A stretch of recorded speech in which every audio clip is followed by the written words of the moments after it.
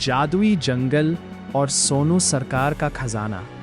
एक सुंदर सा गांव था जिसके पास ही एक घना और रहस्यमय जंगल था।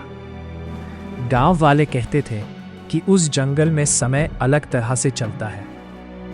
एक दोपहर 4 जिगरी दोस्त नक्श, रूबल, शिवाय और रियांश खेलते खेलते जंगल की सीमा पार कर गए और अचानक गायब हो गए।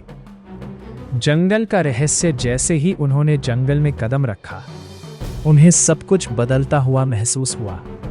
पेड़ बातें कर रहे थे और फूल रोशनी की तरह चमक रहे थे। रियांश ने डरते हुए कहा, भाई, हम रास्ता भटक गए हैं। तभी शिवाय की नजर एक चमकती हुई गुफा पर पड़ी। जिज्ञासा के मारे चारों गुफा के अंदर चले गए। वहां का नजारा देखकर उनकी आंखें फटी की फटी रह गई। वहां सोने के सिक्कों, हीरो और जवाहरात का अंबार लगा था। नक्श चिल्लाया, देखो, हमें खजाना मिल गया, अब हम बहुत अमीर हो जाएंगे। चेतावनी और सोनू सरकार का आगमन। जैसे ही रूबल ने एक सोने का सिक्का उठाने के लिए हाथ बढ़ाया, पूरी गुफा एक भारी आवाज से गूंज उठी, रुको, इस खजाने को कोई भी इस जंगल से बाहर नहीं ले जा सकता। तभी झाड़ियों के पीछे से एक रौबदार लेकिन मुस्कुराता हुआ चेहरा सामने आया। वो सोनू सरकार थे, उस जादुई जंगल के रखवाले।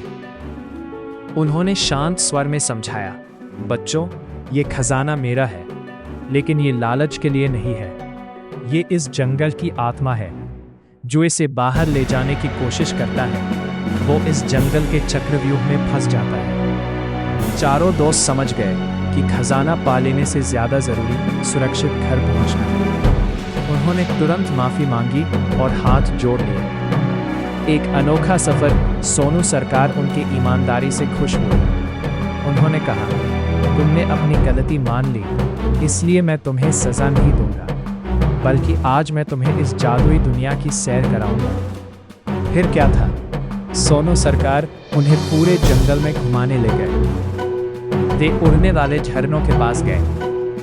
उन्होंने बोलने वाले हिरणों से बातें की। सोनू ने उन्हें जादुई फल खिलाए, जिनसे उन्हें अपार शक्ति महसूस हुई। शाम होते ही सोनू सरकार ने अपनी जादुई छड़ी घुमाई और चारों दोस्त पलक झपकते ही गांव की सीमा पर पहुंच गए। उनके हाथ में खजाना तो नहीं था, लेकिन उनके पास ऐसी यादें थीं जो दुनिया के किसी भी सोने चांदी से कहीं ज्यादा कीमती थी। सीख, लालच से बड़ी ईमानदारी और अनुभव की खुशी होती है।